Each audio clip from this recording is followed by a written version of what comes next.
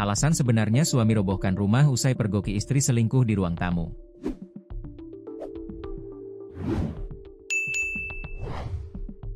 Alasan sebenarnya suami di Sragen, Jawa Tengah, nekat robohkan rumahnya setelah pergoki istri selingkuh di ruang tamu kediaman mereka.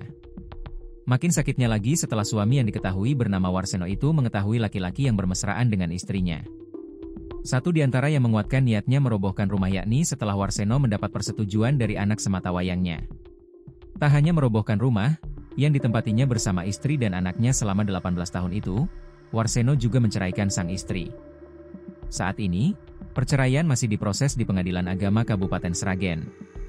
Dikutip Tribun Lampung.co.id dari tribunsolo.com, keputusan Warseno warga Desa Karanganom, Kecamatan Sukodono, Kabupaten Sragen merobohkan rumah setelah mengetahui istri selingkuh, juga atas pertimbangan anak mereka.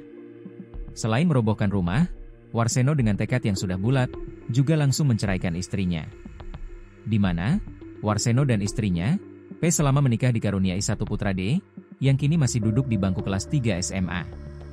Anak hanya satu, sudah dimintai pertimbangan, dia juga memutuskan untuk merobohkan rumah.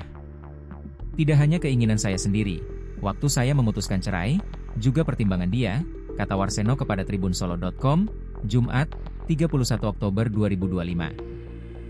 Karena sudah SMA sudah mengerti dia, sekarang ikut saya, sampai sekarang anak tidak mau ke tempat ibunya, tambahnya.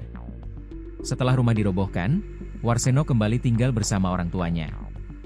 Kini, rumah tersebut juga telah tidak ada lagi wujudnya, hanya tersisa tanah lapang. Ia juga tidak menyangka keputusan untuk merobohkan rumah viral di media sosial.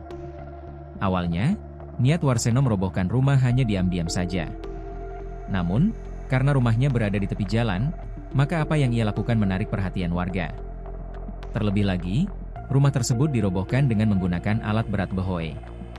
Pertama kali yang buat viral kayak gitu kan sosmed. Di TikTok, pas perobohan banyak yang nonton, ada yang buat video. Diupload di Facebook, karena lokasinya juga di pinggir jalan ramai, kemarin banyak sekali yang menyaksikan, pungkasnya.